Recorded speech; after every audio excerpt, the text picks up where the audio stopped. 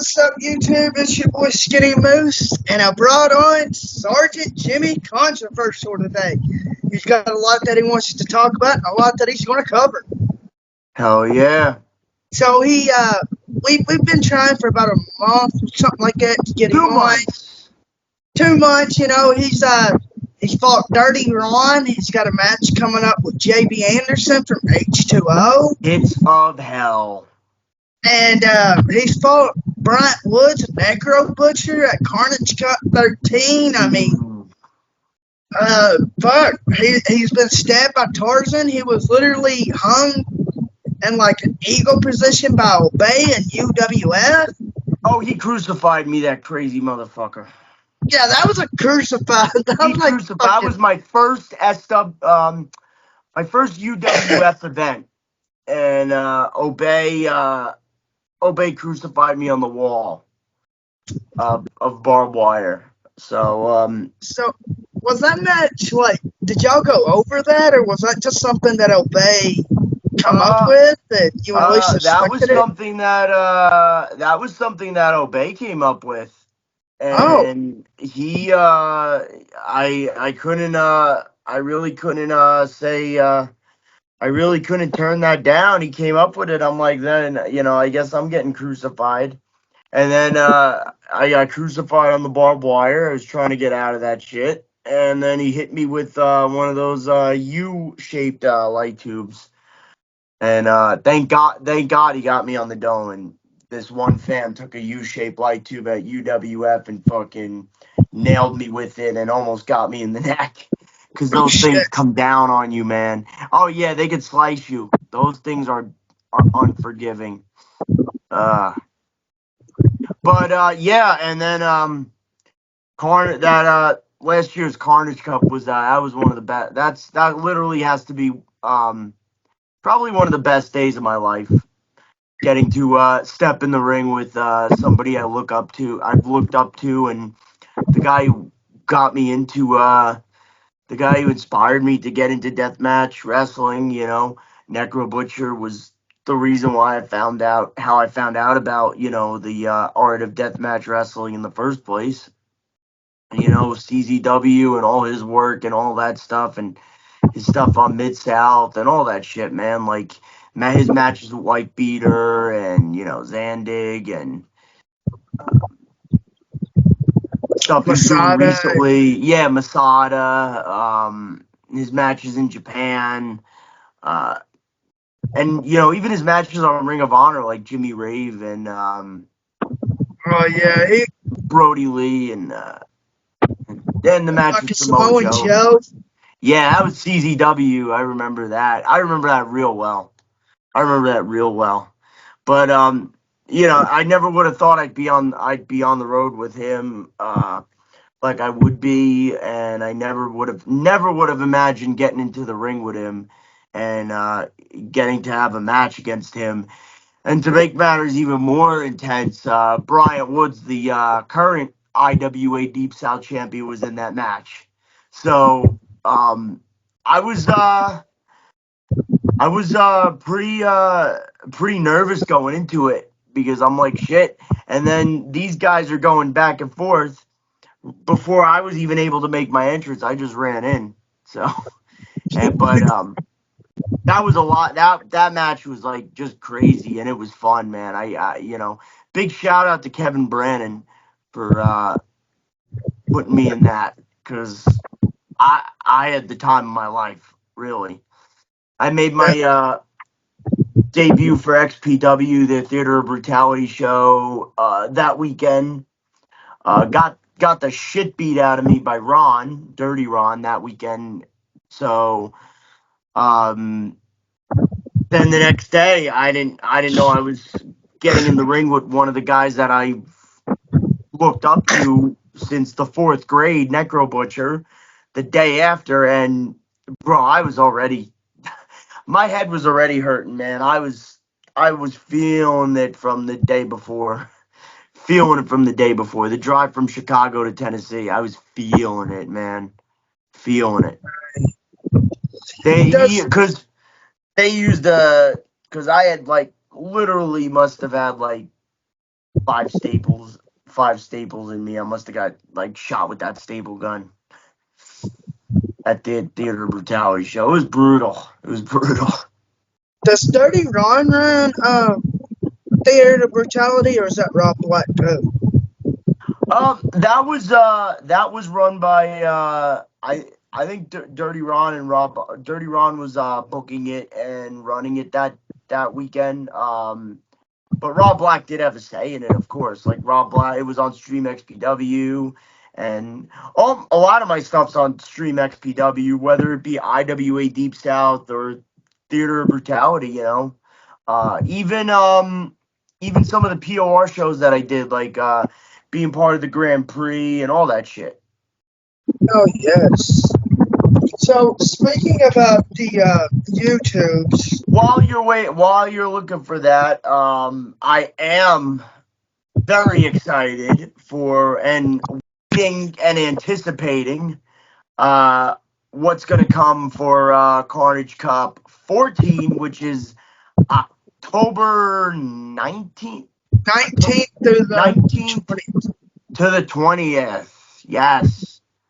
Oh, Kings of Carnage is the day after, so I'm ready for weekend of that weekend of Carnage is going to be crazy, man. So I'm looking to redeem myself this time. I'm looking to I'm hoping to be in the Carnage Cup this year. I hope to get 2 years in a row. And I don't know. I want to kind of see a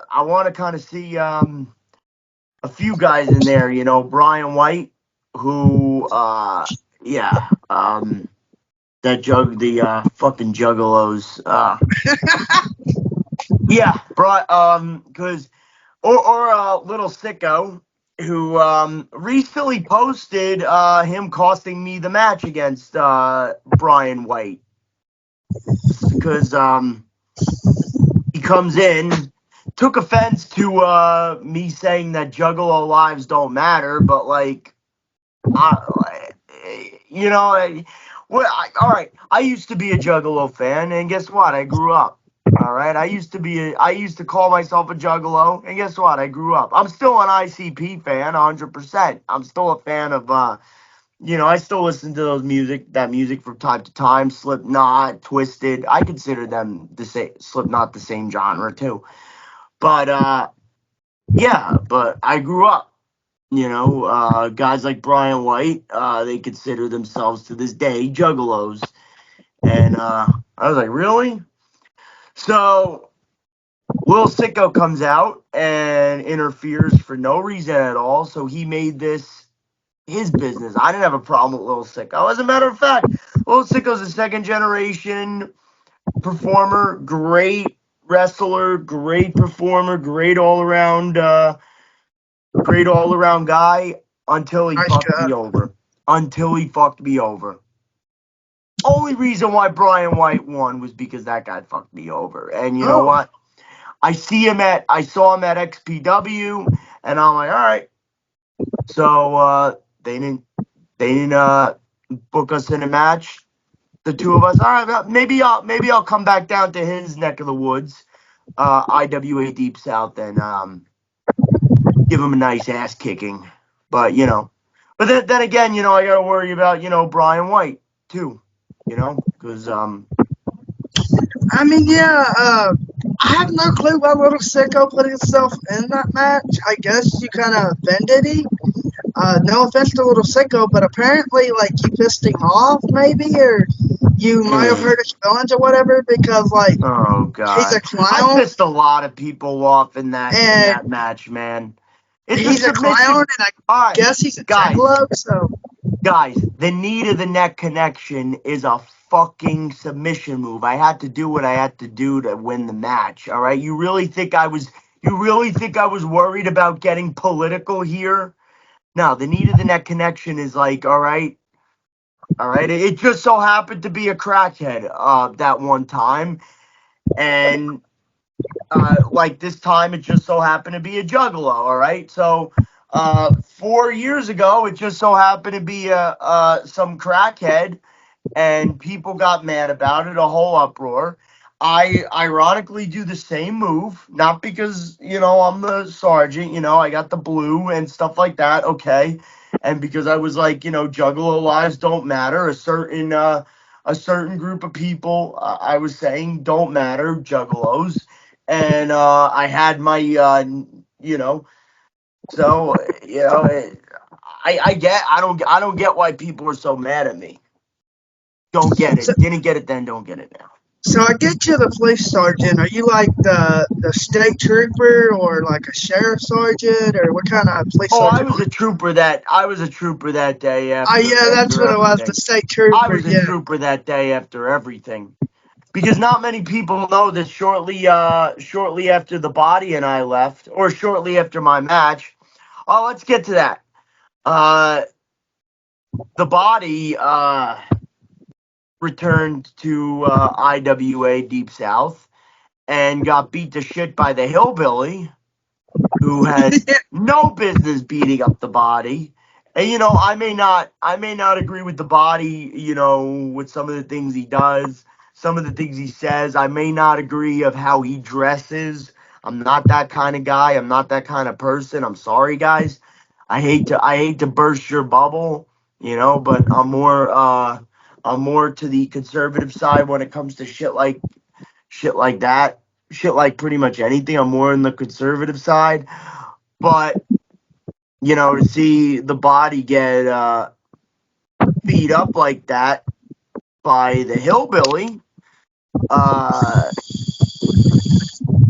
was kind of like, all right, I guess we're leaving because I got beat up by two fucking I got outnumbered and I was the unfair advantage by two juggalos, and now the body gets the shit beat out of him. So, we had that car drove because he's like 5 hours up north from me, and Jersey's on the way. So we had the rental car, so we drove right back to Jersey, and then he's on his way back to Canada that night. Brother, I did a 13-hour drive that week. Holy shit. 13-hour drive. And you know what? I had the flight, the hotel, and you know what? I had to bypass all that because we needed to get the fuck out of there. We needed to get the fuck out of there. It was sad. It was pathetic. Yeah. So It was sad. y'all missed the cops, did y'all? Yeah. And you know what? That's a Honestly, good thing, I guess. I'm no quote unquote cop caller, but yeah, I remember I saw as we were leaving, I saw a whole bunch of cop cars pulling up, and that was really crazy.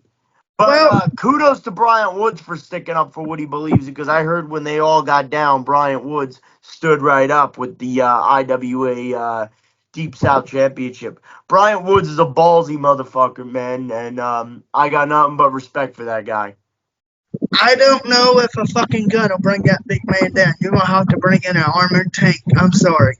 Yeah, yeah, they would have to bring like army of tanks. I listen, man. I felt the receiving end of the suicidal beast last Carnage Cup, bro. You know, Necro was brutal enough, no doubt about it. But Bryant Woods, man, He had a fuel to superstar. the fire. He added fuel to the fire and then some. He added kerosene to the fire.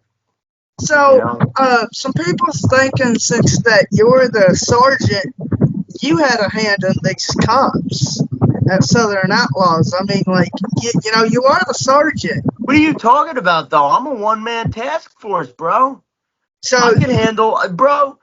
I handled the Juggalos on my own, dude. These were since these were you have a southern problem, these were southern cops called by neighbors, dude. These were cops. These were the Bama Police Department called by neighbors, man. And you know what? They were called by neighbors, and then I had the shit that happened with the body where I had to take him back. People really think that I was involved in any of that shit, man. Yeah, and a lot of the wrestlers just done cleared it up that there was a woman or somebody, oh my God, they're over here shooting and stabbing each other. And I'm like, first of all, nobody's getting shot, they're just getting stabbed. Second of all, this is on private property.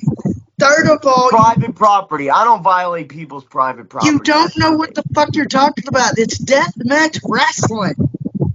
So, Yeah, at the since end you of the have a day, problem with at these the end of the day, juggalos, at the end of the day, I respect wrestling and I respect deathmatch wrestling too much to be a cop call or to call for backup. I respect that. You know, I wouldn't call for backup unless it's a match that I'm in, and if I was to call for backup, I would call my boy Judge Joe Dredd any day of the week. Okay, I would call my boy Judge Joe Dredd any day of the week. Joe, The judiciary, listen, see the shit we're doing at Danger Pro, or we did at Fist Combat, and we're gonna be doing at Danger Pro in a few weeks. My match with that Unico Griffin dude just got announced. So if anybody, I would call Judge Joe Dredd, bro, or Roman 5-0. But that's I would go to Judge Joe Dredd before Roman 5-0. Let's be honest here. I like Joe. Oh yeah. So you, I've been asking a couple of the wrestlers, but I ain't talked to Kevin or nothing. So since you have a problem with these juggalos, why don't you and Obey team up and go against Brian White and Little Sicko? Obey is a first of all, Obey. There are multiple people living inside Obey. All Yeah, right. So he could take care of himself.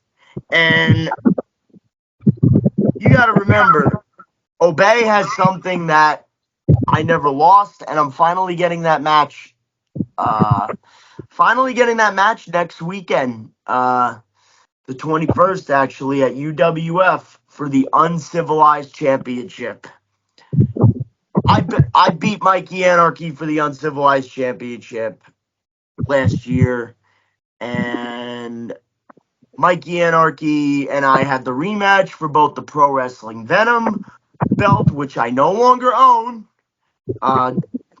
Somehow, some way, Ron owns that by beating me for full power and control. But definitely go check it out. I made an appearance the last Pro Wrestling Venom event, and I never got my rematch for both belts. So, fast forward to Mania weekend, Obey beats Anarchy for the Uncivilized belt, and he's the Uncivilized champion. Now I get through this pits of hell somehow, some way against JB Anderson, and there it is, Jimmy Controversy versus Obey at UWF, the Irish Eyes Pub, July 21st for the Uncivilized Championship. yeah. I finally found the question: is the U-shaped light tubes any different than the straight ones? Oh, dude, they're 100% different, dude. They're really different. U-shaped light tubes suck, bro. Like, I know they hurt. I obviously took a light tube, but like besides the shapes, they look like they could be more dangerous than the straight Yeah, ones. 100% because they got that curve to them, and if you get hit the wrong way, especially over the head, yeah, Oh yeah, you you're could done. get your neck sliced. That almost happened to me, dude. But Gee, them light tubes are crazy. oh yeah, dude. The smaller ones are really crazy because when they break, the shards of glass are sharper, and they could literally cut you. Light tubes are unpredictable, man. It's my bread and butter, which I love using, but they're unpredictable as fuck. You know.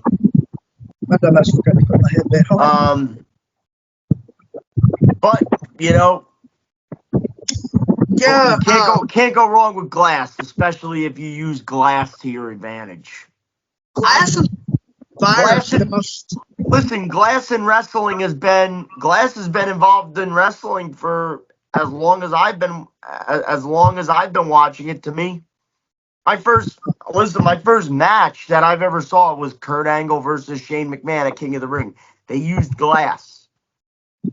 So glass in wrestling to me is the norm. Glass and fire is just those two things that you'll never know what you're going to get out of. Bro, oh yeah. Yeah, fire can be unpredictable too. Because fire is uncontrollable. Spider's I used to be a unpredictable as volunteer fucking fireman, cars. so I know I know the dangers of fire.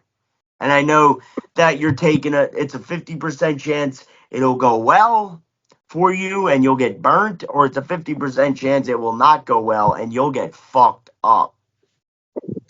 Speaking about that, obviously you probably seen by now, but the North Korean assassin with Yeah, Shadow, yeah, yeah. I guess he's the one that got fucked. He has to get That skin was grafts and shit. that was also that was also posted today, and I've been not many people know this, but I've been checking up on him to see how he was doing because it really sucks, that and last year at this time, same thing happened to Masada at California too. Yeah, Masada got burned real bad by blowing the fire into I think it was Shane. I don't remember. Drake was in that. I think it was Drake that Masada was blowing the fire into, and it ricocheted back and got him right in the face. And then because the spot Tarzan did that to me, it got me in the face too when Tarzan did it.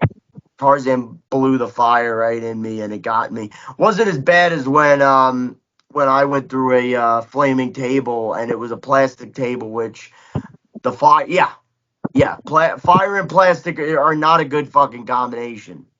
I went through that, and they didn't have a fire extinguisher on hand, and this was at GTS. There was no fire extinguisher on hand. They just dumped the fucking water on me, and I'm rolling. I'm rolling to my left because I get more power. I get the fire. I get it off me when I roll to my left. I get it off my clothes, and shit, I was rolling away from the water. whose idea was that to use plastic and fire? Well, he uses those plastic tables, which pisses me off. But should have just used the door, the plastic tables. Those things suck. Definitely. But it wasn't nearly as bad as what happened to Masada and recently North Korean assassin. Assassin really got it real bad. Like he was, both them guys got burnt real bad, and kudos to that. To them because I know Assassin's gonna make a comeback. I know Masada. I know he made a comeback. That guy, of course, he's a legend, so he made it. He made a hell of a comeback. So We was actually talking about before we started recording what your worst injuries and your major ones, like you said, across your forehead and your arm. that injury from that for those guys, those injuries are probably up. Those injuries are probably one of their worst. I know Assassin. I've seen. That injury has to be his worst. He's still in Jersey. Yeah, I think he's going to be in the hospital for like a couple of months. He's supposed to be back in the ring by August, and I'm like, nope, There's no way. nope, not me, not me. I honestly, I pray for the best. I don't want to see people's careers go under. But yeah.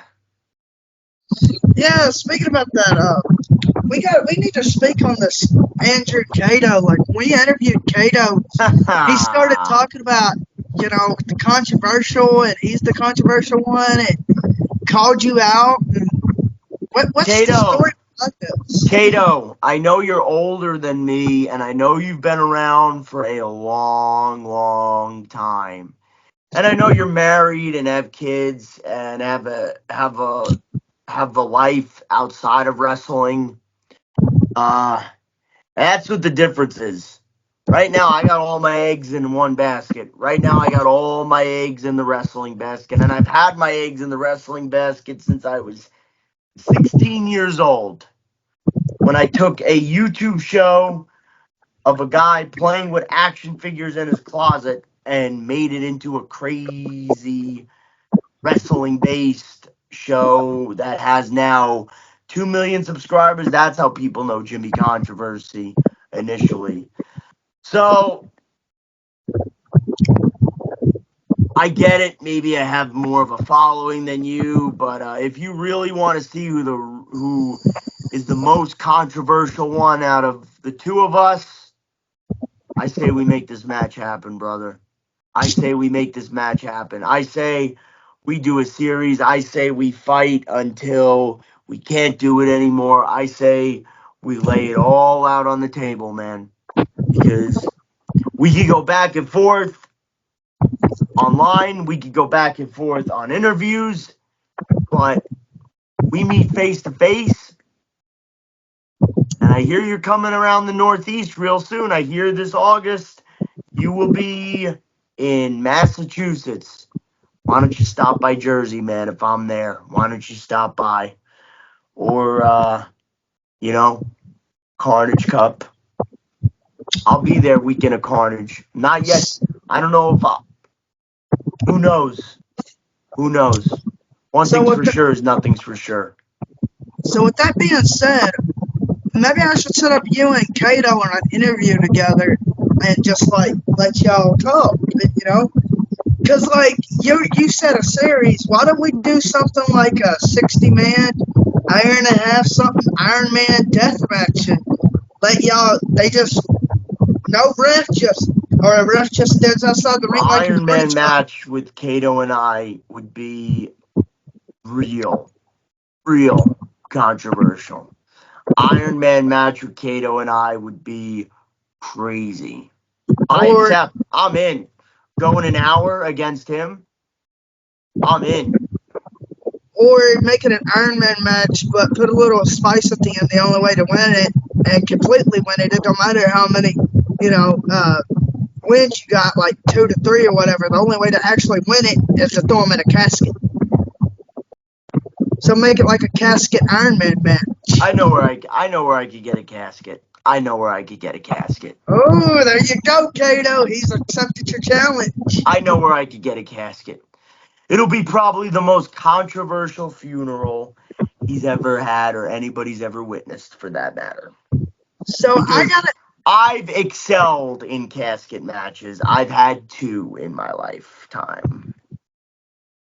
I gotta hear the story about you and JB Anderson, the hoochie daddy. The hardcore hoochie daddy, JB Anderson. So, I have nothing but respect for the students and new breed of ultraviolence that come out of Williamstown, New Jersey. However, I've been in wrestling for 10 years now. 10 years. As of this summer, 10 years since I was 16. And I feel I never got that opportunity to get my big break. I feel like I've been going everywhere. I feel like I've been doing everything, putting in the training, putting in the work, putting in the mileage, putting in the drives. And ever since getting outcasted from Jersey because of, a few guys from, a few guys in Jersey, that like to go on keyboards and think they're so tough, talking shit online about me and getting me, banned from Jersey. I feel like I never got that opportunity. I never got that recognition or attention. I feel like people been ignoring me, and I'm done sitting back and smiling about it. So here's the thing, JB Anderson. Here's the thing. I've been in this for almost a decade. You may be older than me. You may be looked at as a better fighter than me. But I'm not going to sit here and smile and watch people continue to get opportunities while I'm stuck on one level or regulated to one level. I'm not going to sit here and smile about it. So I laid out the challenge. I told him what you picked the match, and he chose Pits of Hell. Hook, line, and sinker. Pits of Hell. Weapons will be in pits. Some of the most dangerous weapons in deathmatch wrestling history. Shattered glass, thumbtacks, barbed wire. So will this be streamed anywheres or? And one of us is bound to be laying in one of the pits of hell at the end of the night. And whether this match goes my way or his way, it doesn't matter.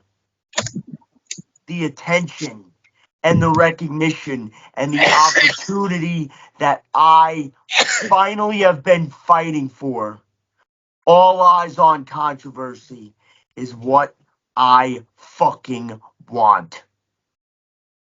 But I will be damned if I look like the fucking idiot this Saturday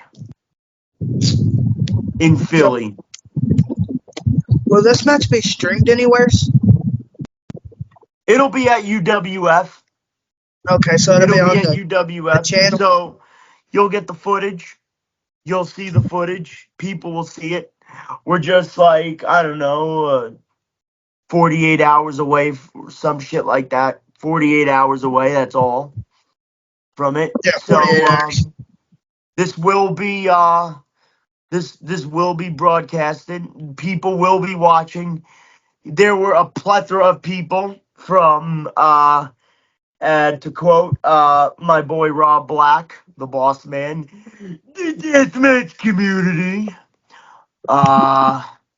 commenting, saying, kick this kid's ass, beat this kid up, kill this kid, get this kid out of wrestling. And there's people that come to mind when those comments were made, specifically on the groups. So maybe some people that work at H2O might have commented that, I lost count of who hates me and who likes me or who could give two fucks about me. But here's the thing: I'd much rather be hated for who I am than loved for what I am not. That's the difference. That's the difference, and that's why when it comes to places like XPW and IWA Deep South, hell, I thrive in those environments. But we got a place like UWF, and JB, you pointed something out. It doesn't matter what three letters, because we all share the same passion at the end of the day. Let there be no barrier in the form of three letters. Let this match not have even three letters attached to it. It's two fucking guys that share the same passion for one specific genre of wrestling, and that is deathmatch wrestling, meeting in probably the most violent form of deathmatch wrestling ever. Pits of Hell. This Saturday in Philadelphia. Oh. At a bar where people will be drunk, where people will be rowdy, in the heart and soul of hardcore wrestling, Philadelphia, 30 minutes away from the arena. against a guy who had gotten opportunities and a guy who obviously was held back from getting an opportunity like this. So in a lot of ways we differ, but in a lot of ways we are the same. We are similar. I wouldn't say the same, I would say similar. Except I never got my fair share. I've never gotten the opportunities that I deserved, and I never gotten as far as I've wanted to these last 10 years because I've been putting up with BS, I've been putting up with politics, and I've been putting up with children, specifically in Jersey. And did I walk away from those situations? Yes, I did, because I finally said fuck it and took opportunities to level up. Unlike those guys, they're stuck in their little bubble in their 40-mile radius drive. Well, I've been traveling the country and getting the opportunity to work with some of the best in the world to do this shit.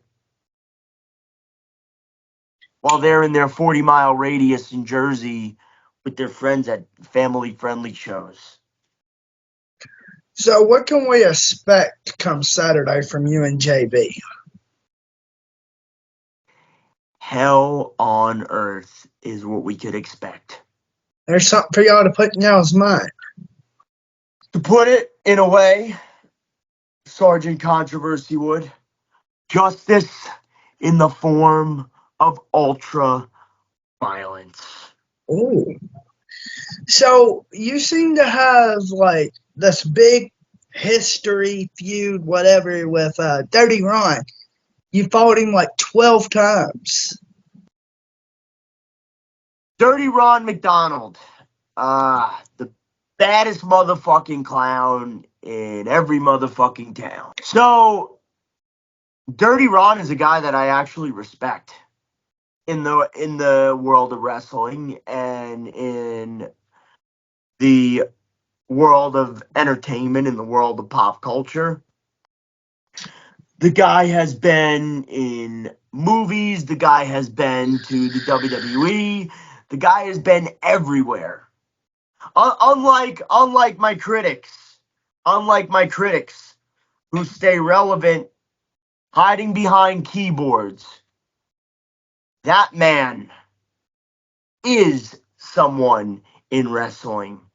That man is someone in the entertainment industry. He is someone in pop culture. He is someone that people pay to see. Dirty Ron, I met him at XPW, and it was Theater Brutality, and we fought in Indiana, and I got the shit beat out of me. Most people say he beat the retard out of me. Listen, he did. Listen, that was a brutal night. And brutality was the right word for it, because listen, we went 8 minutes of fuckery, 8 minutes back and forth. And then he shows up at Pro Wrestling Venom a few weeks later, my first Pro Wrestling Venom taping. And something got in his mind where he wanted that guaranteed money. Some misunderstanding got in his mind. And then all of a sudden, he wanted control of Pro Wrestling Venom, something that I came up with when Grimm decided to listen to a group of guys that were vocal about me coming back to GTS. and decided to part ways with me, which is the reason why Venom started in the first place. So Dirty Ron and I fought literally over who will be in power of Pro Wrestling Venom. And Dirty Ron, see, to his credit, he not only said he wanted to rid the business of Jimmy Controversy,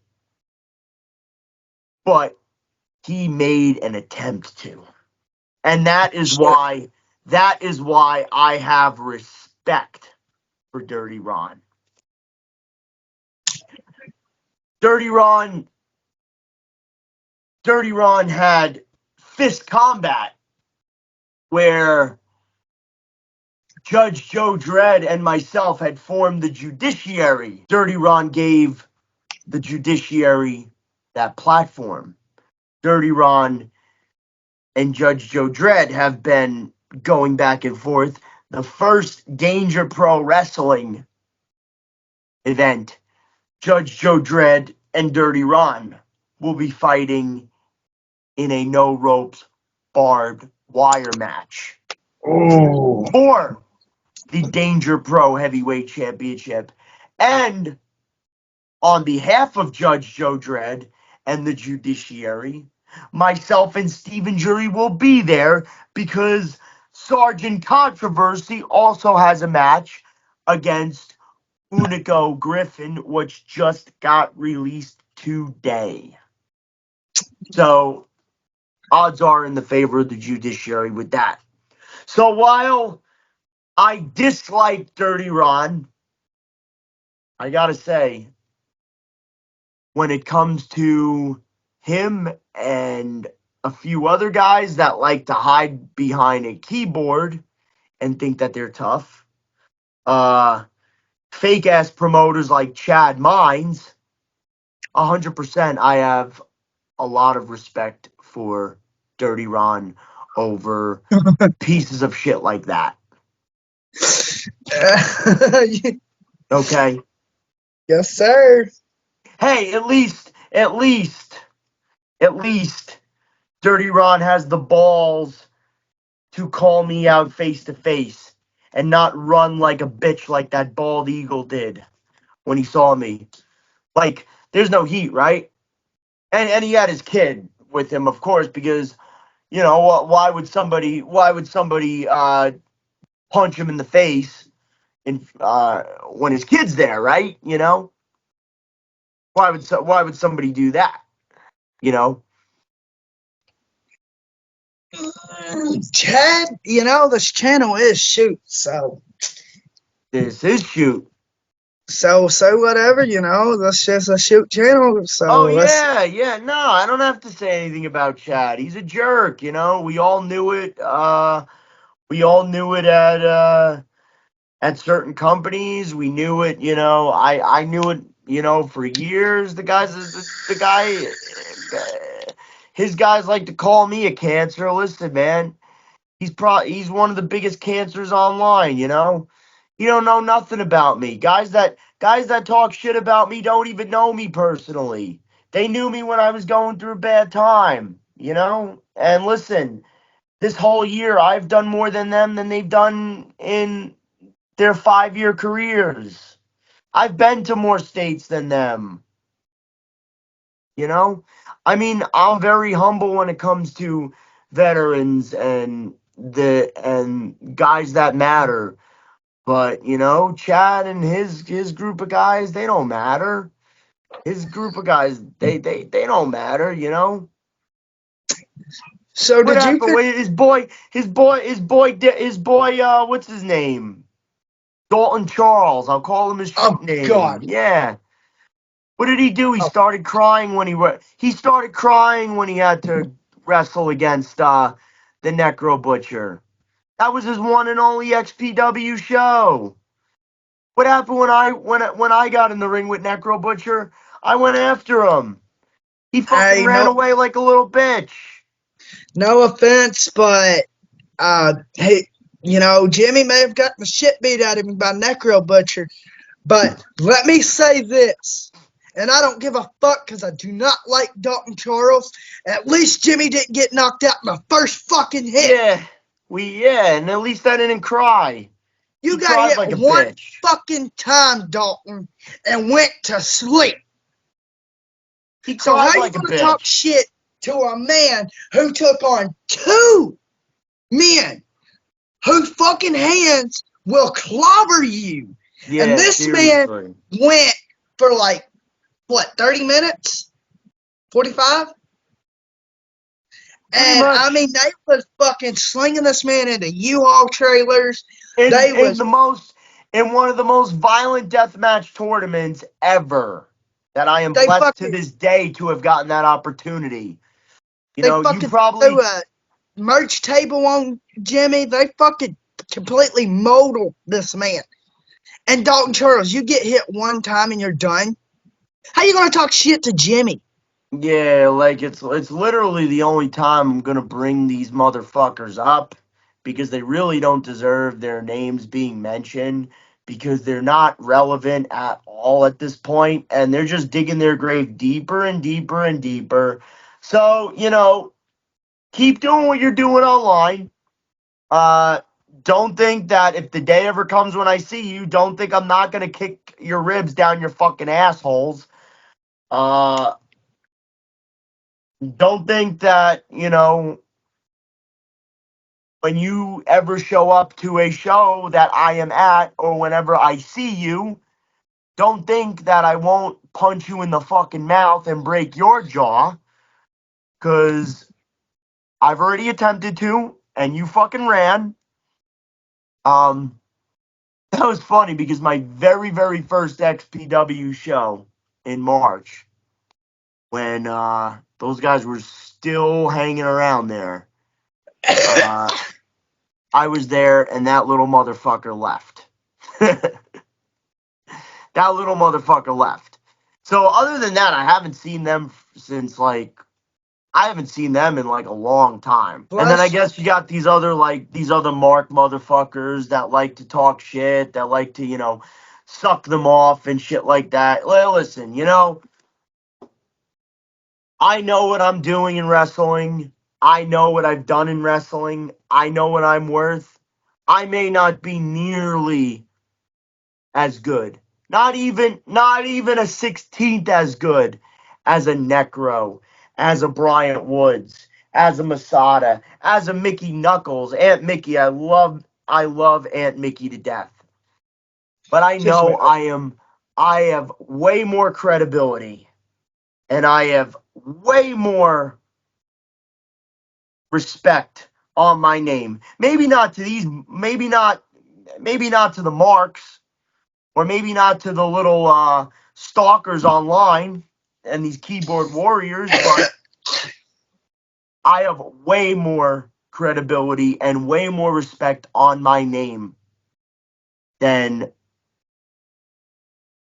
those assholes ever will have or ever had. See, I got to know you from Carnage Cup and UWA. Hell yeah. The way that I got to know Dalton Charles was Necro. Okay, so this Mm. match was advertised, and I was like, "Who the fuck is this Dalton kid?" And I switched it on there, and I was like, "Okay, this is going to be, a fight. He's not really going to beat Necro, whatever." But I wasn't expecting a fucking one hit, and he's done. And I was like, "What the fuck did I just watch?" One hit and he's done. My And you know partner what? was like, And you know my what? partner was sitting beside me, and he was like, "What the fuck is this?" I'm like, You'd think "You he'd learn fucking tell me." you'd think he'd learn a lesson a few months, what, like a year. Here we are a year later, and here we are a year later, and he ran that fucking garbage of wrestling page. That slandered, that made me their poster boy. And now I get that taken down because I found the IP address. Good job, Chad. I know you gave that little twink and that fucking Pillhead Fury access to that page to say whatever they wanted to fucking say about me, things they wouldn't say to my face. So good job. I got that shut down, and now what? You make 2 more pages. All right, go ahead, keep going. Keep going. I know we all know you guys are doing this for clout because you'll never succeed in the wrestling business like other people are. You'll never have the success that companies like XPW. What? 3 of your companies closed. Oh 3 shit. companies here. We're at 3 companies. We're at 2 marriages. We're at 3 companies Oh shit. that went under. Um, he's got 1 kid now. I mean, don't want to say bring up that. I mean, don't bring your. Maybe don't have your kids sweep up glass in the fucking ring. Yeah, but that's it. Yeah. Yeah, speaking about that, he wants to Dalton wants to shoot on Murdoch. Well, I'm not involved in that, man. I don't that you know. Uh uh So he wants to shoot on the world, but he's not going to be able to. do you like do you have like a feud or problems with the deathmatch Juggalo Brian White? Brian White, listen, he's another guy that I respect more than those assholes. At least Brian White had the balls to step up to me, man, and not Oh, talk Brian's shit about fucking me online. crazy. Not hide behind Facebook pages and stuff. I mean, maybe they're scared of the sergeant and what the sergeant will do. um, I don't think we'll ever know because I haven't ran into those guys. I've ran into Bryant White. I've ran into Little Sicko. I've ran into guys like, that, like Dirty Ron. So, and there's no doubt I'll run into those guys again. But outside of the ring, are those guys I respect? Yes. Because they ain't little bitches that try to do this whole cancel culture speaking out bullshit. Understand that. Yeah. I was gonna say, man, the pandemic, people staying in their houses that whole fucking year fucked everybody's minds up. Jesus Christ. Hey, I just got a tweet from JB Anderson saying that I'm late. It is what time? And this podcast has been an hour and 12 minutes underway. God damn it, JB. I think that he was expecting it to be like a live stream, which I could Ah. have went live on YouTube, but I mostly do Skype so I could pre-record them and edit them and stuff and post it. I've been trying Go to get ahead, man. I've But been trying to get SteamYard, but my finances with having a personal life and little ones running around and finances ain't what it used to be. JB JB Anderson, man, I hope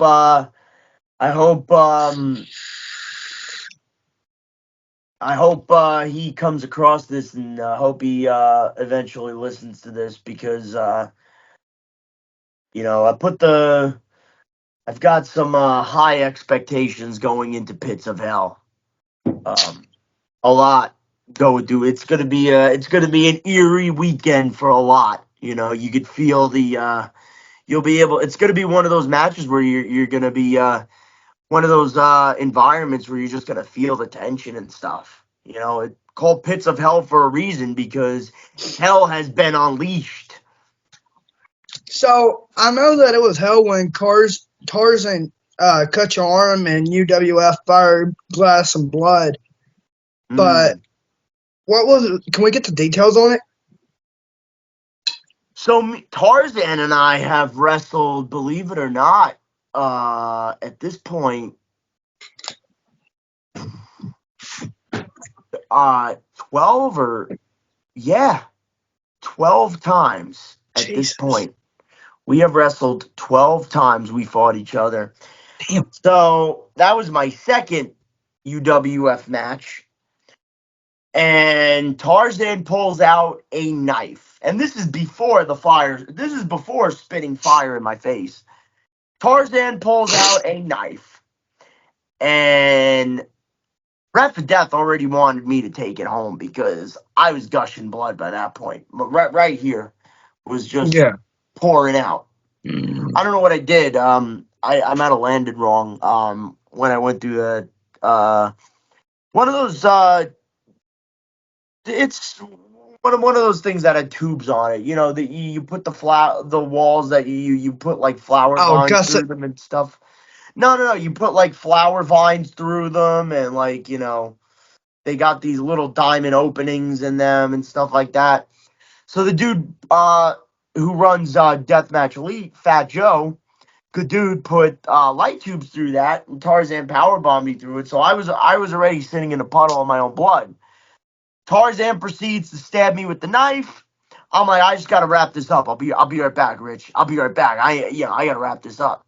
Rich starts counting. Ref of Death, Rich's wife, comes up to me, telling me not to go out there. I literally, God bless her soul, I had to literally elbow her the fuck off me.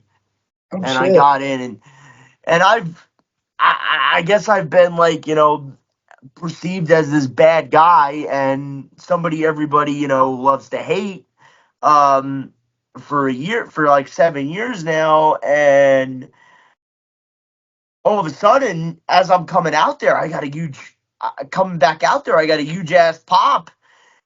And the adrenaline's just running to me, I come out there, hit Tarzan, fire back up. And then all of a sudden, it cuts me back down with fire. And, I think that was when I was promptly that was when I, wasn't just starting to get back on the road and I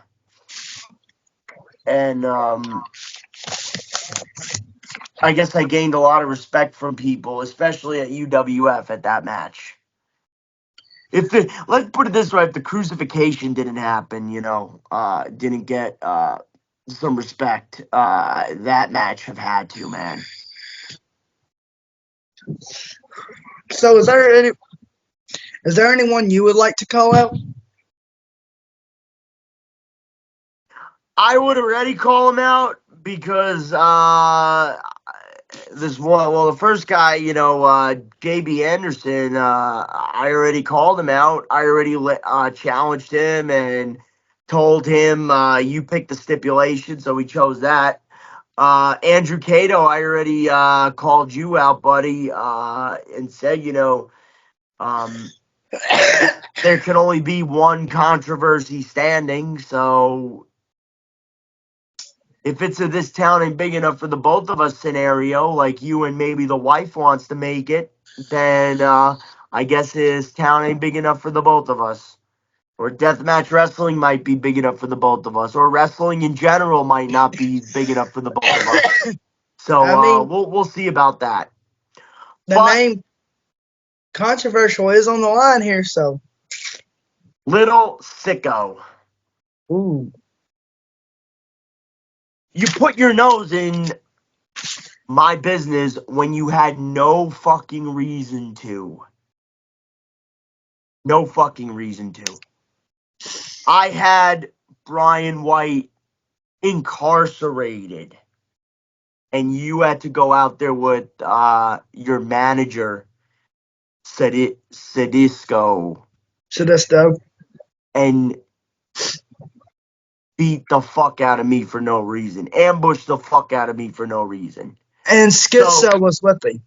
You think that I'm going to let you get away with that? You think I'm going to brush that off? Nah, buddy, you don't know controversy then. You don't know the Sarge. You don't know that I don't forgive, I don't forget. And you fucked with the most pettiest motherfuckers out there. And Carnage Cup, Weekend of Carnage is just around the fucking corner, man. can't wait to come down to your neck of the woods because we didn't have any altercations at XPW, so if you want to do it around your neck of the woods, be it XPW or IWA Deep South, I'm all for it, brother. I like to see that. What kind of match do you want with? But listen, you go out there with your group of juggalos.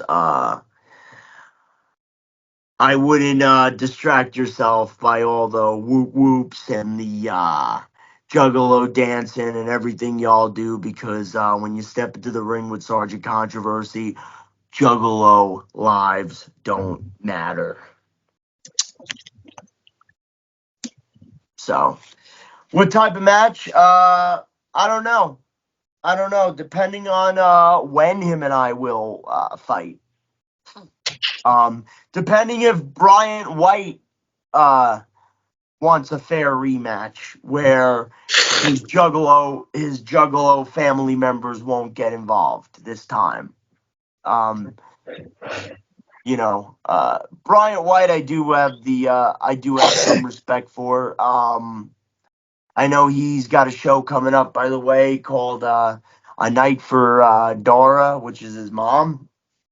So, in some way, I can relate to Bryant White because I lost my mom to cancer, and I'm glad to hear that his mom is doing better and fighting hard. And if anybody's not doing anything that day, definitely go check his show out. He put together a show for his mom. And, if my mom was still around, being the man I am now and the man that I've turned out to be, and now having some juice in the wrestling business, I would have done the same thing for my mom. I wish I got the opportunity to do something like that for my mom before she left, but it makes me happy to see somewhat of a happy story happening before us, and it makes me happy to hear that the news from Brian, and it makes me happy to see that there are people in the wrestling business that are decent and are there for one another, because we've had all these hard fought battles, and there is that family bond at the end of the day, where in time of need we all come together to do something for one another in the business, and that's one of those times. So, A Night for Dora will be July 27th. If you are not doing anything and you are especially down south, check that show out. Yes. I know a lot of Deep South guys will be present that night, like I think Blaine Evans and some of those guys, and maybe Rare. So definitely, and I know there's a lot of guys from the Georgia area and a lot of guys coming up there to be part of that show. So props to them, man. Props to them. I know July 27th, I'll be in San Diego for the first ever Danger Pro Wrestling show. Ooh. Which will feature a lucha match between Sergeant Controversy and Unico Griffin. And that'll be headlined by my partner, my good friend and colleague, fellow judiciary member, the Danger Pro champion, Judge Joe Dredd, against Dirty Ron in that no ropes barbed wire match that we were just talking about before. They're really hyping that up. Really hyping that up. Yeah, that's a stacked show, man. That's not a show to sleep on, Chewy Martinez will be there with his crew. You'll have Necro Butchers on the poster, so Necro will be there. Oh shit. He just moved down to Amarillo. He's got his own school. training guys at Outcast Extreme Wrestling. Check them out. I'm definitely going to go down to Amarillo. I spoke to Homeless Jimmy about that, and I spoke to Necro about that. Um, anything for, of course, Necro. I love that guy to death. Anything for him, man. Like, he needs it. He needs it on there. Like, I will work that. I will get on that show and work whatever he wants me to do on any of his shows. And Homeless Jimmy, same could be said for him, man. Really good guy. Really good guy. I've done car rides with the both of them, and they came to my wrestling school. I train at CZW every Monday, Wednesday, Thursday, and I took them on a Tuesday, and we did some sort of a rep in the XPW brand. So that was that there was a lot of knowledge shared between the two of those guys, and a lot of picking their brains and stuff. Yeah, cancer, dude, that damn shit horrible. I've lost my grandmother to cancer. Yeah, Uh, yeah. yeah, she had wound up getting 5 types, and it just, oh my god, I've lost all of my uncles and all of my aunts on my grandfather's side to cancer. It's by the time I was fucking 15, you might as well say there was like 9 or 10 of them of my grandfather's brothers and sisters, and it completely wiped out my whole grandfather's side. Yeah, yeah. My grandfather had cancer. He's in remission right now, but he does Oh, have a that's black good. spot on his That's lung. oh shit. My Yeah, my grandmother, mom had cervical, which she beat in 2015, and then she had small cell lung cancer. We found late 2016, and small cell lung cancer is really hard to fight. I'm sorry to hear that, bro. Fuck. Yeah, and then like she got really sick around the same time, the summer 2018, and never came out of the hospital. Early 2019, she passed away. Damn, I'm sorry to hear that. My grandmother, Yeah. like 2012, she had leukemia, and at that time there was only 81 people who had it. It was like and she made 82. It was a form of stomach cancer, and she beat it. And then she lived her life, and then like 2019, when my son was born, she found uh, it was like a lung cancer spot, like a little dandelion, and she got that taken care of. And then it was skin cancer, and then it went to breast cancer, and then it just shot up to her brain, bro. Yeah, And yeah. they did it backwards. And I don't care what anybody says, you don't crack a cancer patient open first, then give them No, radiation. no, you These gotta give them. dumbasses, Yeah, they you gotta. Well, I feel like it depends on the type. If you were able to get surgery and then you get chemo treatment, it's a whole process. You know, uh, the cancer my mom had, the two types. Just had she had to get chemo. She couldn't get any kind of she couldn't get any kind of surgery or anything like that because it was all over. There were spots everywhere. instead of them doing chemo or radiation first and then, cracking her skull open, they cracked her skull open and then gave her Mm, chemo and radiation. And my aunt who took care of her, I was like, well, what actually killed her? And my aunt was like, well, it was the cancer, but also she was ate alive in radiation. They gave her too much radiation. right, And right. with her having 5 types, and she was only like 4'11" and weighed like almost 100 pounds. So, like, she took in more radiation than a human body should have been able to. Well, yeah. So, Being like, overexposed to radiation is not necessarily could sometimes be a very unhealthy thing. Um, if not monitored right by doctors and stuff. So the doctor wound up telling my aunt that basically my grandmother was a walking biohazard. because of all the radiation. I'm sorry about that, man. And that was my rock. And I started my channel after she passed away. And I started letting my hair grow after she passed away. And she always wanted me to do something with my life. And she knew how much I loved wrestling, and she wanted me to do something that revolved around wrestling. You're one of the top podcasters out there, especially for deathmatch wrestling, man. You're doing a great job, man. Thank you. Hope you keep it up, man. I hope you keep it up. You've had some good guys, some reputable people on here. Oh, yeah. I've had Necro, I've had Brentwood, Homeless Jimmy, I've had Homeless Jimmy, Masada, Mr. Danger, Takeda. Yeah, Takeda. I gotta check that one out. Takeda's fucking chill as fuck. You've had Mickey Knuckles on there, right? Mickey Knuckles. And I've Mickey, had you've had Mickey on here. Cass is coming up.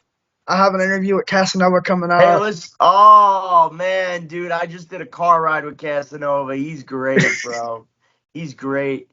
You know, he's a New Yorker like I was a lifetime ago. I grew up in Staten Island. My first 5 years of my life was miserable, and we moved to Jersey, so I am a Jersey guy, but Jersey Shore dude. So, but Staten Island, is originally from. So, and my family was originally from. Well, my dad was in North Jersey. My mom was Staten Island. So, I always had that Jersey in me. My wife, her dad's from like Long Island, New York. So, and me personally, I'm a Kentucky boy. Nice. So you could thank Jim Cornette and Ian Rotten for no death matches down here. Hey, I don't got anything bad to say about. I don't got any hatred towards Cornette. Cornette. I cannot click with Jim Cornette. No matter how hard I fucking try. Ooh, I cannot stand that man. Yeah. Cornette.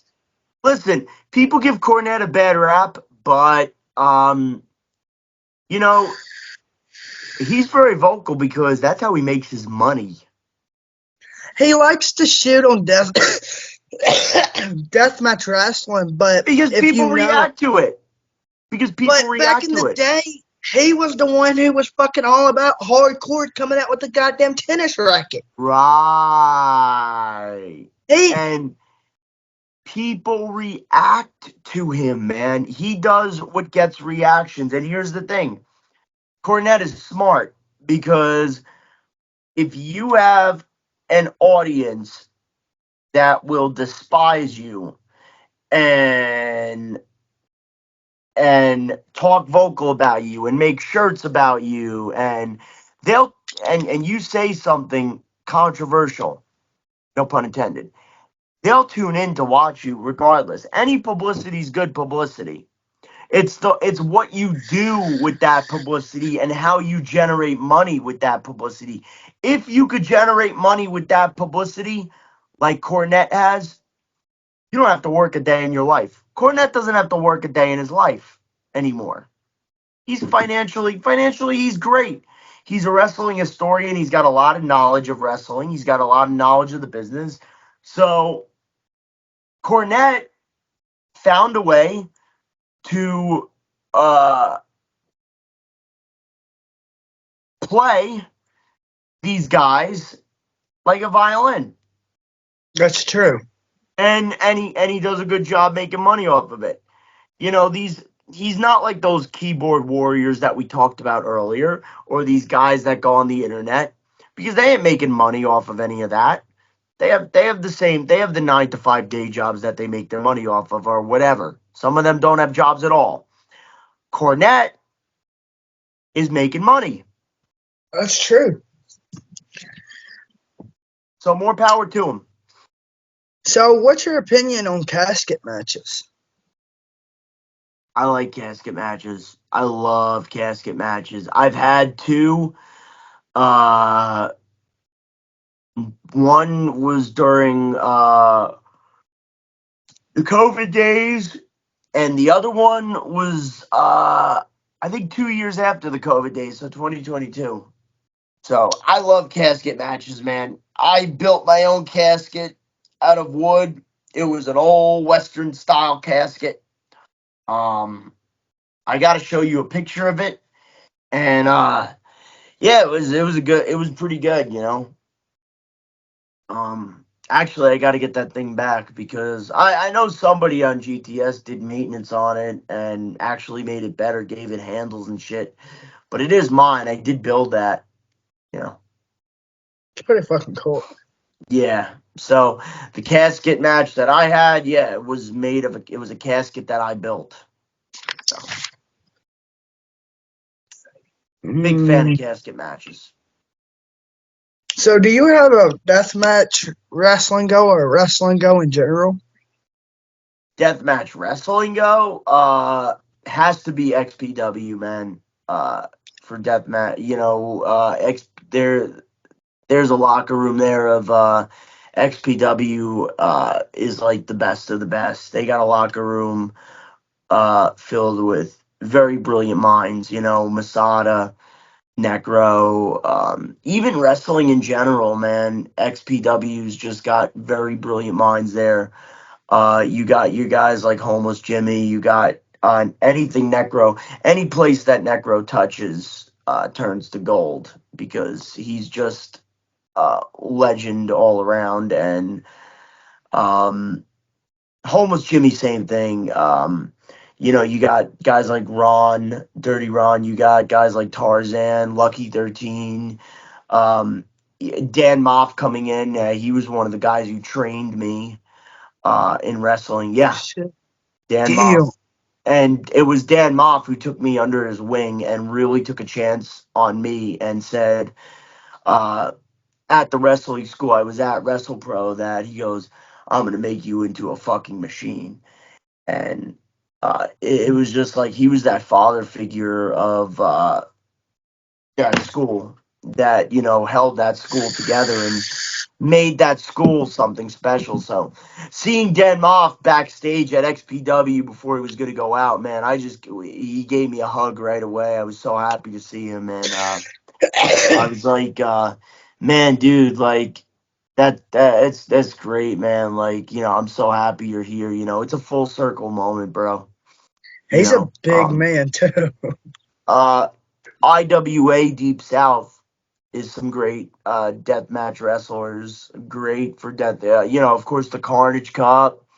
You know, you got guys like Bryant Woods. You got guys like Michael Kruger, who I recommended him coming in to Deep South Southern Outlaws. I really pushed for him to come in because he he is one of the guys, one of the top guys on the West Coast. Oh yeah. Supreme's territory, yeah. And he's had crazy matches with JD Horror and crazy matches at places like UEW and Crimson Crown and all those places out in the West Coast and Western Texas. And he's finally confirmed that now here we are. He's in Carnage Cup, which is wild, dude. Wild. Him and Tommy, I think. A Tommy Trainwreck, 100%. And all those guys came to XPW and they did fucking great. Tommy Trainwreck, you know, Bryant Woods and Homeless Jimmy tore the house down. And yes, even little sicko. Yes, sir. You know, I can't deny that was at a young age, bro. I can't deny, man, how many times I've contemplated jumping off that balcony because I love doing spots like that. Yeah, you're a flyer yourself. I love doing dives like that, brother. I thought you was going to say you wanted to go to Japan or something. Oh, dude, I would love to go to Japan, man. So we're talking about places like Japan. We're talking internationally. The best of the best in deathmatch wrestling. Um, well, the greatest. in my opinion, was FMW Yeah. back in the day. You can't get any more extreme than that. Seeing FMW, and I think for a while Wing, but FMW and at least Onita's FMW and Onita is on the Mount Rushmore of deathmatch wrestling. Oh yeah. Uh, the Mount Rushmore of deathmatch wrestling, I would think Terry Funk, Onita, Necro Butcher, Masada. You know, four of those guys, bro. I gotta go. And that's internationally. That's internationally because Onita was one of my I gotta. favorites growing up. I gotta go. Onita. Oh, dude, 100%, man. Onita all day. Him and Terry Funk in that exploding ring match, and an exploding ring match is something I would love to do one day. Fuck yes. I gotta go. Onita. Uh, I definitely gotta go with Necro.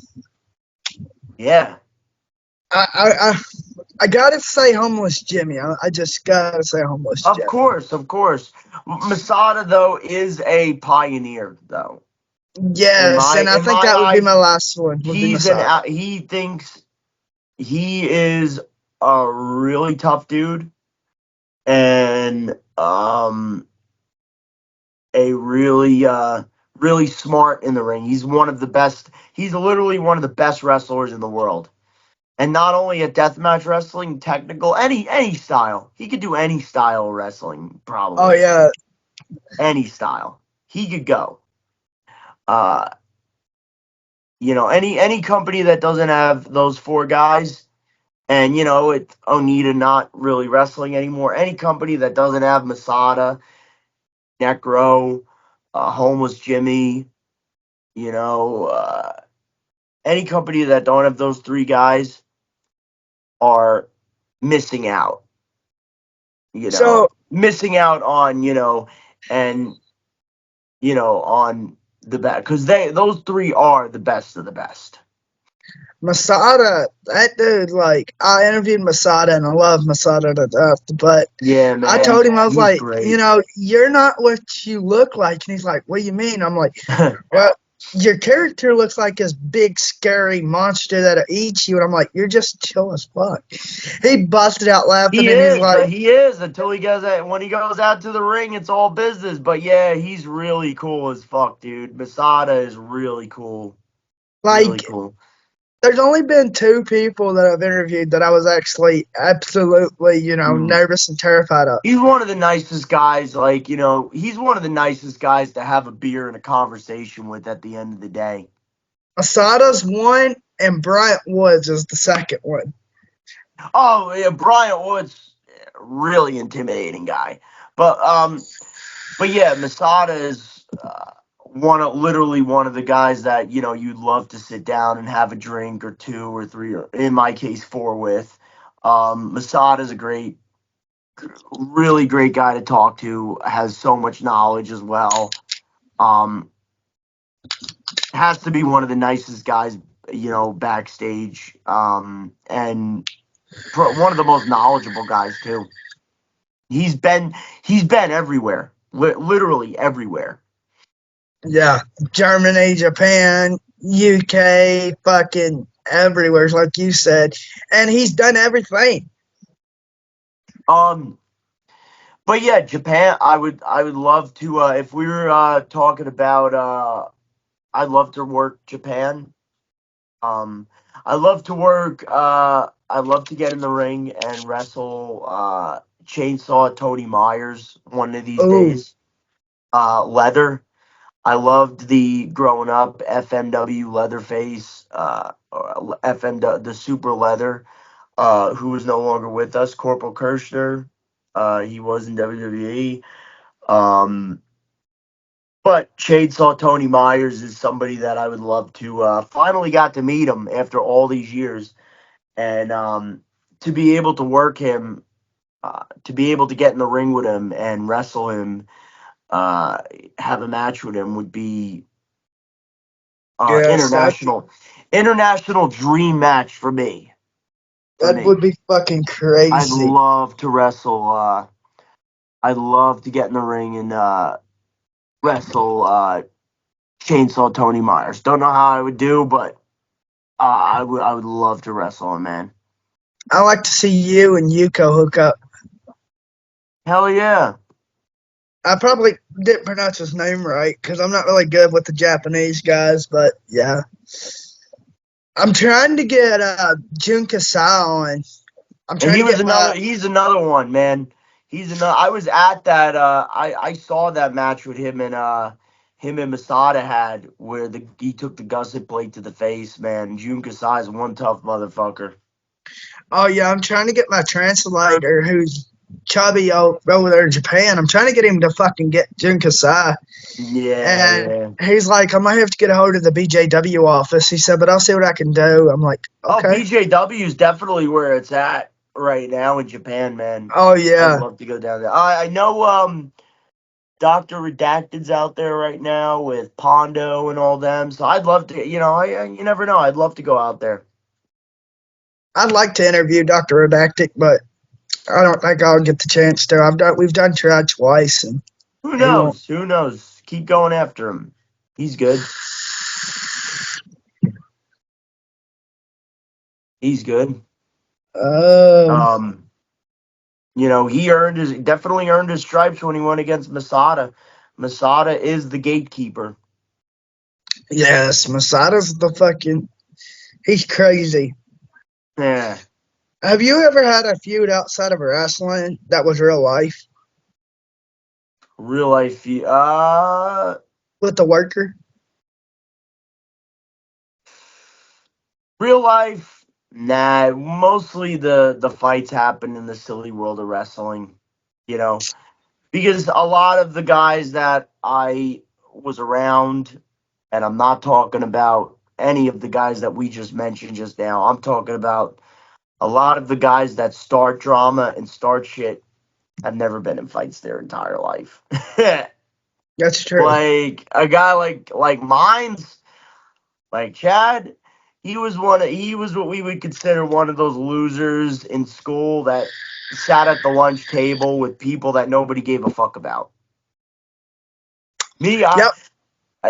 and whereas in high school was the class clown, I was a varsity wrestler, I was varsity athlete. I had a lot of friends, people hung around me, I was popular, for reasons that I acted like an ass and was the class clown. And then when I was by my senior year, I was already training and I was already under Dan Moff's wing. I was already at WrestlePro. But by the time I was my junior year, I started doing the Grimm's Toy Show stuff, GTS, and I was just more popular.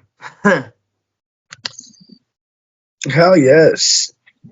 So, I was So going viral and, so I went from being like well liked and like a varsity athlete to, going viral every fucking day.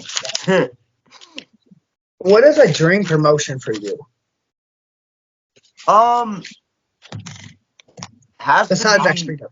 XPW.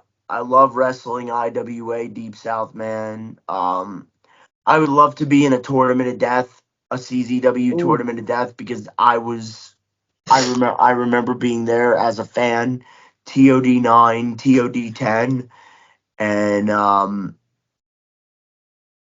I would love to wrestle in Japan. Uh, Also WXW Germany. I would love to go wrestle for TNA. They're doing real good, you know.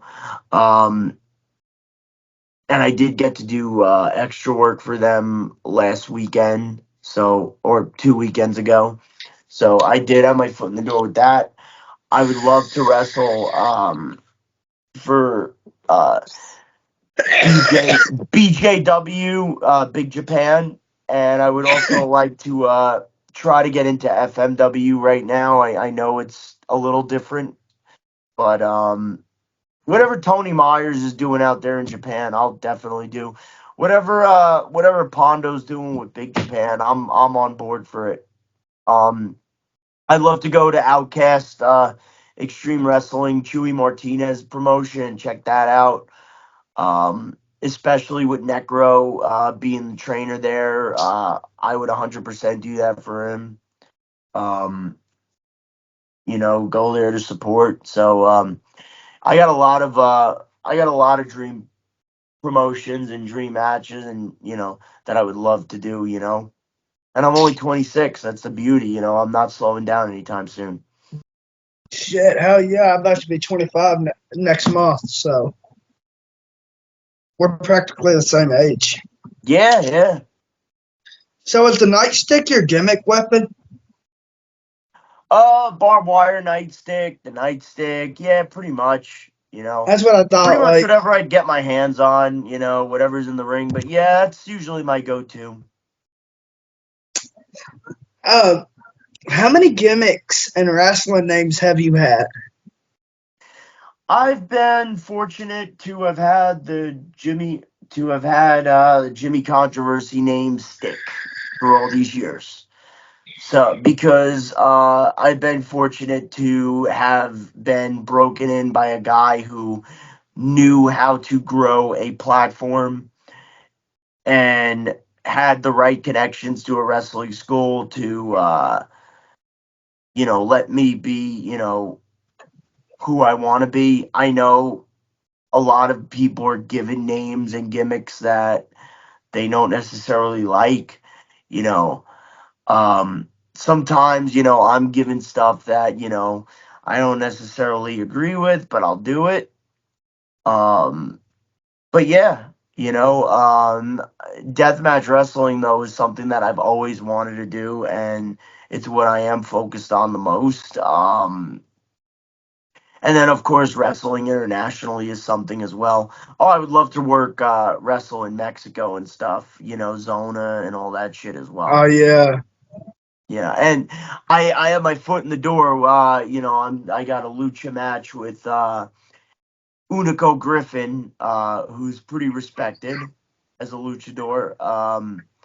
I've known him for quite some time, working Fist Combat, and now Danger Pro. So very excited for that.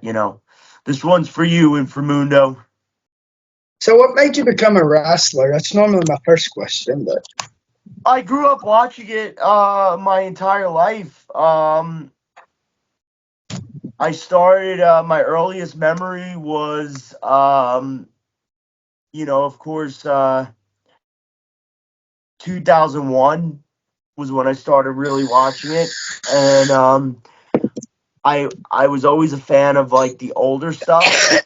And then I saw the movie The Wrestler, which is where I got introduced to Necro Butcher, and then started looking at old CZW stuff that he was doing, and him and Wife Beater's match, and him and Zandig, and then started watching guys like Sick Nick Mondo and all the deathmatch stuff, and then eventually I got into because I already knew of ECW at the time, so and I knew of Cactus Jack and all that. So I started looking at more extreme deathmatch wrestling genres and stuff like that, and something I always wanted to do. And then, as time went on, I got into companies like Ring of Honor and TNA and all that, and put deathmatch wrestling aside to pursue a career in wrestling to train and get the basics down. And now, as of last year, I'm back and getting more opportunities in deathmatch wrestling, and I want to go as far with it as I can, or as yeah, far as I can go with it, because I I want to get respect to the top. I respect that. Yeah, I got both my little ones into wrestling. More my daughter than my son.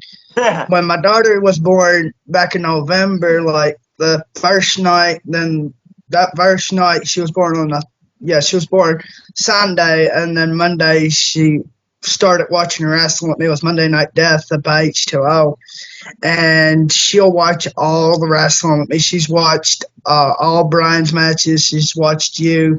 She's a big wrestling I fan. love. Yeah, that's She's done awesome. met she's done met Takeda. She's met Pondo. She's met a lot of them that I've interviewed. And normally after I interview and I cut the recording off, I bring them in and I let them meet the wrestlers. And she reacts so cutely.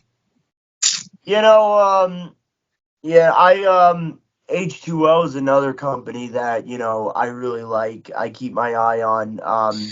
I've had a good relationship with Matt Tremont and those guys, and I feel like I could go into H2O and get in the ring with some of those guys and, fit in with the Yes. guys and gals there because they are the new breed of they do claim themselves the new breed of ultra violence, so I We need kind to get of you into H2O. oh yeah, Mikey Anarchy just got into H2O. He's a pro wrestling Venom champion, so um, honestly, I had a big part in that because when UWF season ended, Anarchy stepped up and went to Grims with me and went to Venom with me and then started, Venom did the CZW tapings there. He started getting his name on the road more like I did, and now he said he really wanted to get on that H2O show. He really wants to get into H2O, and here he is. He's in the hardcore battle royal or rumble for their upcoming event, and he's also on Brax's show, Political Warfare, which Brax's a member of the president's cabinet there. So that's really awesome. He's wrestling Anthrax. Anthrax, a good dude. Um, they're all good guys out there, man. I have nothing but respect for those guys. I have nothing but love for those guys. I have nothing but respect for Matt Tremont. He's a big name out here in Jersey. Oh So yeah. Matt Tremont's Tremont, fucking yeah, he's a hell of a fucking worker. I love Tremont. hell of a wrestler, hell of a hustler, hell of a guy too. I don't, I talked with Tremont when I first came back to the H2O building. I wrestled X Brand Wrestling, um, which is where I had my altercation with GQ. And went back and forth with him and got, after the Chris Cash Memorial Fatal 4-Way. And I was just sitting there in the back, bullshitting with Tremont and the North Korean assassin. And they're just great guys. Tremont's just a great guy, man. I'd And he love to really, interview him. he really brought those guys up well. And I would really love to even if it's just one H2O show, I would really love to work H2O show one day. I would love to interview Tremont. Yeah, yeah. You should definitely have him. He's great. But shit, I'll go ahead and end this. And we need a part two with you, definitely. You want a part two? Good. Give Yes. me give me something to look forward to. Give me something to prepare for, man. This was great, man. This was real great. We went exactly Yes. we went exactly 2 hours. Give me a minute.